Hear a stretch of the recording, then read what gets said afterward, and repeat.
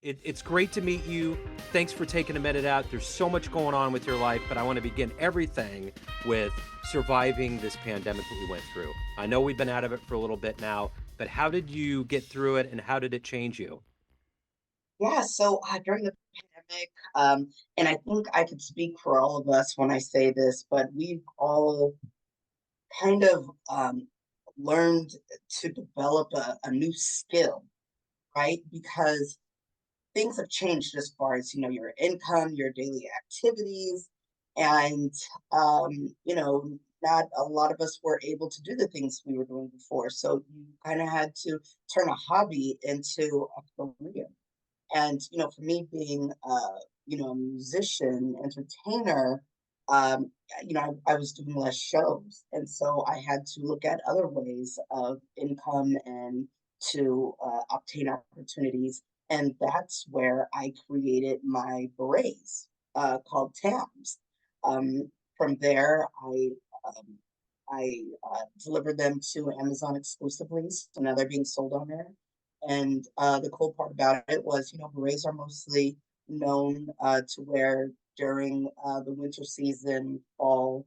And so during that time, my berets were just selling like crazy because, yeah, everyone's ordering items offline. No one's going out to the stores. And then, okay, cool. It's a beret made for the winter. So if you do want to step outside, whether it's to take a walk around your block or anything like that, you have a beret to compliment yourself. So for myself as an artist, entertainer, entrepreneur during the pandemic, that's how I held up. Just created merchandise and continued to podcasts and guest appear on radio stations and such. So, if I was to put you in front of a bunch of third graders, you're a multi-talented artist, you're an entrepreneur, but if I put you in front of a group of third graders, it's career day, and one of the kids says, "Hey, what do you do for a living?" How do you answer that child? I would like to say that I'm an entertainer entrepreneur. Entertainer as far as musician, actress, talk show host, and then entrepreneur, running my own digital entertainment PR company. And within that, I've launched my own fashion line. So, yeah, that's what I would tell the kids. What did you want to be in the third grade? What was your dream? Oh gosh, I wanted to be so many things. I wanted to be, I wanted to be, for sure, I wanted to be a businesswoman. Couldn't tell you what kind of business, but definitely wanted to be a businesswoman. When I was a kid, when my parents used to buy the big screen TVs or computers, I would use those boxes and I would turn them into an office desk. I would take all of my mom's paperwork from her job that she didn't need, and I would place that on my desk and say, "We're the our one-stop shop business for anything you need, whether it's buying groceries, doing your taxes, just whatever you need. We're a one-stop shop business." So yeah, I want to be a So as an artist and a musician, when did all of this begin? When did you decide this was going to be something you wanted to pursue and actually went in earnest for it? Yeah, so I've been in the entertainment industry since I was 5 years old, from getting headshots done, comp cards, modeling, going on go-sees, auditions for, children's commercials. And at first it wasn't my thing. I felt like I was forced to do it because I think my mom saw dollar signs in her eyes. And then for some reason, it stuck with me as I got older and I couldn't see myself doing anything else. So that's when I started to write music. I started to write poetry. And as I got older, I educated myself more on the industry. I actually auditioned for Columbia Records when I was 16 years old. And I remember they told my mom, because this was during the era when, pop music was really popping. Britney Spears and Sync, Backstreet Boys, 90 Degrees, Jessica Simpson, Christina Aguilera, all those guys. And so Columbia Records, they were starting their own music pop group. And they told my mom, okay, have her come down and audition. Uh, if she does make the group, she'll have to take a proficiency test and leave high school. And my mom was all for it, and so was I. But my dad's like, no, no, no. He was like, you can go down there for the experience, know what it's like to go to a major label and, you know, meet and network with all those people. He was like, but whether you get in or not, you are not taking a proficiency test and you're not graduating high school. So from there, that's when I backed up a little bit, you know, took education seriously because I knew that was the only thing that was going to obviously, you know, get me paid and where I could have a career. But once I relocated to the city of Oakland, that's Keldamuzik arts, and that's my career was taken more seriously starting in 2005. So what was the first concert that you ever saw that really made you think, I want to be up there one day? Or that blew you away? Yeah, yeah, yeah. Definitely. I would say Janet Jackson's concert. It was in, I think it was in 1999. She came to the San Jose Arena, and it was just fascinating to see her do all those dance numbers and sing at the same time. And everything was like orchestrated like a play. And for me, that was just so much inspiration, and it made me want to do the same thing.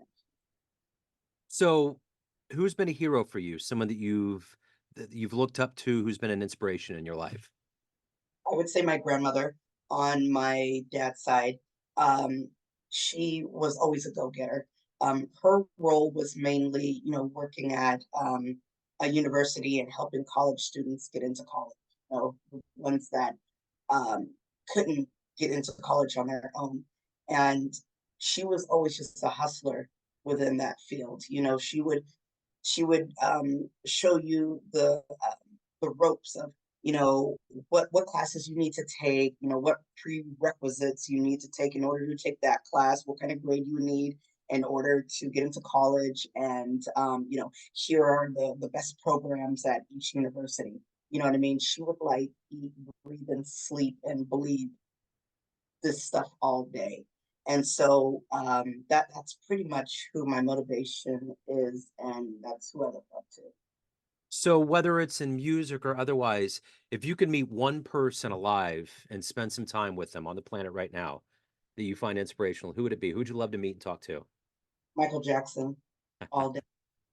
Yeah, There's a Netflix show that just came on. I noticed last night. Have you heard about it? About We Are the yeah, World? yep. I was watching a little bit of it. It was just showcasing how that song came about and the writing process, which was, you know, quite impressive. The whole thing is mind blowing. Just how they created the diagram of who was going to come in. I had no idea that it was a night of an awards ceremony, but it's brilliant because everybody has schedules and they can't do it. But the fact that Michael Jackson wasn't at the award, just all of the factors that went into it, it was totally wild. And Yeah, totally. And that just goes to show you how committed he was to his art and how serious he was. He wasn't all about, you know, the glam, the fame, and the wealth or anything like that. That just came with it. He was about the art first. yeah, And that's what I respect. well, that's the thing about Janet, like that family, the DNA that they had, the acumen. Because when I was a kid, I think it was 85, my dad was a car salesman and won tickets to see him at Arrowhead Stadium with the Jackson Five. It was that reunion tour. And it was like the closest I'll get to a Beatles show. And he came up out of the ground, that glove was twisting up, and all of the rhinestones were hitting everybody with the lights coming off of it. People lost their minds. Girls were fainting. It was like a 747 flew right overhead, and it was just like, wow, you know. Yeah, he's my superhero. He's my idol. I love Michael Jackson. You know, he was a non-stop working, hardworking. And if he would have been able to pull off that final tour, man, I know, I know. It's kind of like he almost cursed himself. He was like, "This is it." that that's it. It was it. Right, absolutely. It actually didn't get a chance to happen. Yeah, yeah. So, So let me ask you this. Um, how do you balance all of this? You know, you're an entrepreneur, you're an artist, you have to evolve as a human being. How do you take all of these things every day when you wake up and balance it out? so the first thing I think about is there's 24 hours in a day. Damn, that's not nearly enough hours that I need to do what I need to do. But when you pace yourself and you set a schedule for yourself and you structure that schedule to where it doesn't overwhelm you and you don't feel scatterbrained, that's when you know what you're doing and you have a lot going on and that you're able to meet deadlines. You know, when I have to do drops for DJs, collaborations with artists, when I need to get some paperwork in, when I have to send an audition in by a certain time, you just have to manage your time wisely. And you know, that's why they call it time management. And they even offer courses for time management because when you have too much going on and you haven't done anything, you have zero going. And it's because you're scatterbrained, you don't know how to manage your schedule, you don't have anyone to help you manage your schedule, and you just really don't know what to do. So you kind of just put everything to the side and just, you know, do other activities that don't pertain to your career. So time management is everything. And I have my schedule usually the you know, first day of the week so that I know what I'm doing. Monday, Tuesday, Wednesday, Thursday, Friday, Saturday. And for me, that's just the best way how to manage my schedule.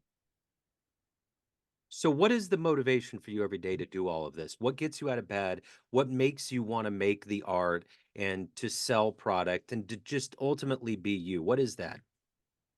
Yeah, you know what? I think it's just a thing where when you've been doing this for so long and you can't see yourself doing anything else, you don't want to give up.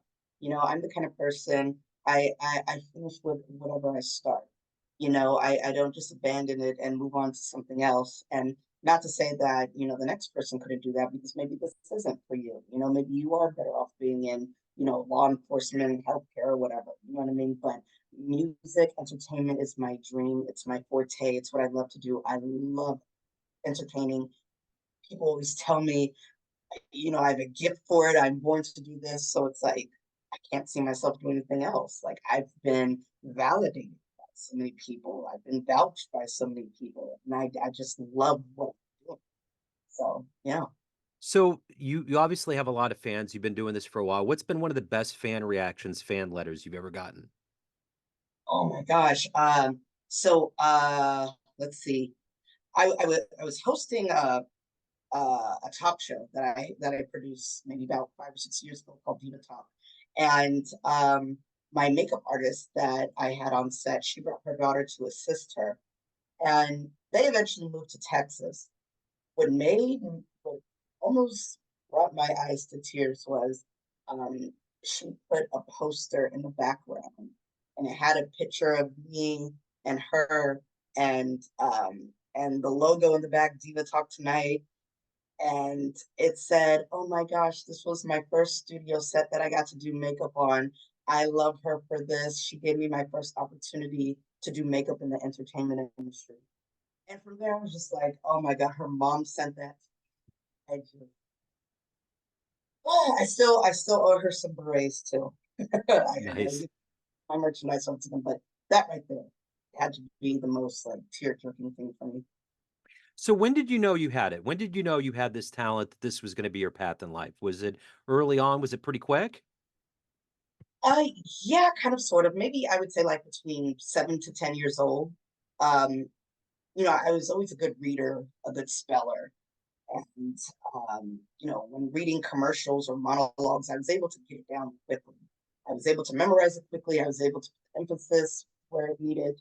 And I was able to act it out, right? So that's what also drove me to become a performer in the music industry because you know not only are you know reciting your lyrics or the music, but you're also expressing yourself and you're sharing your energy with the audience. And when they feel that connection, there's like a real solid form of engagement there. And that's what makes a fan. And that's what makes an idol who they are. Yeah. So of all of these things that you've done and become in your life, what are you the proudest of? Oh gosh. Yes. I would have to say landing one of my songs on Real Housewives of Atlanta on Bravo TV. To me, that was the biggest accomplishment. That was the coolest accomplishment. And really because it caught me off guard, because that's one of my favorite reality shows. And when I was watching one of my favorite characters on TV and to hear my song come on, I'm just like, what? What's going on? For me, I always like to say it's touching the TV because it's getting too real now. You're actually crossing the other side. You're into Hollywood. You're into what everybody else, all the celebrities are into. So that would be my proudest and most best accomplishment.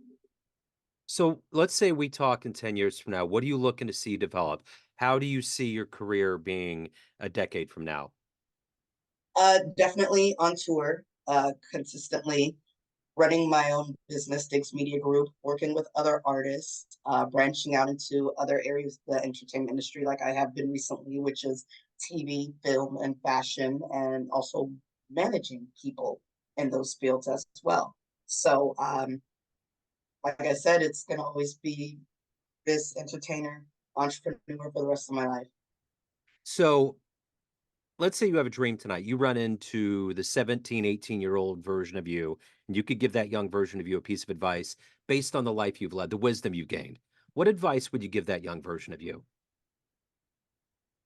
Own your craft, continue to work hard, don't expect anything from anyone, and expect the worst from people when something is given to you. Um, you know, the good part about myself when I was 17 or 18, I was trying to do the LA thing. I was thinking, hey, I don't need to go to college.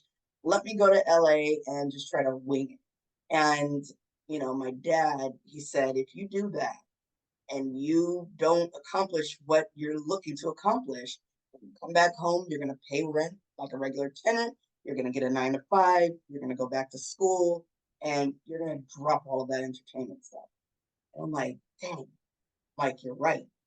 So, I took his advice and I stayed home and, finished out college and pursued entertainment more, you know, more thoroughly after that.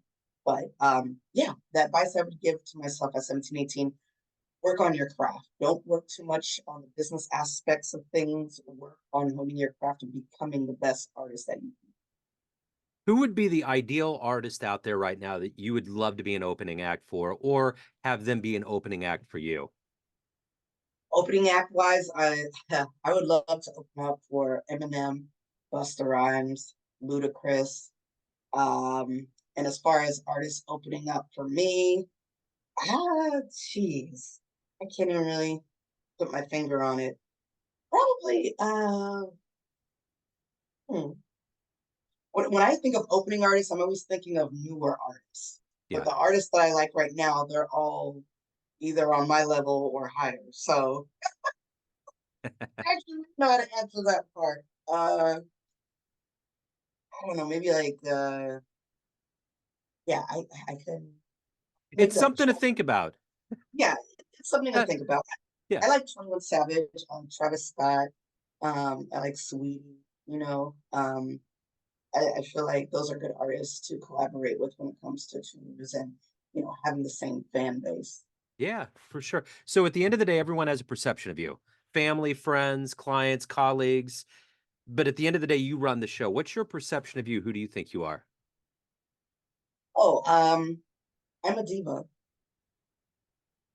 And what a diva is like Beyonce saying, a diva is a version of a female hustler. So whether she's in music, TV, film, fashion, whatever the case may be, she's going to be a hustler in her own lane. And it's kind of like, it's like a brand that I'm putting together as diva. And when I want girls, when people think of diva, I want them to think of the good kind of diva. I want them to think of a boss, someone who does everything legally and keeps her nose clean and is always on the grind and optimistic about everything.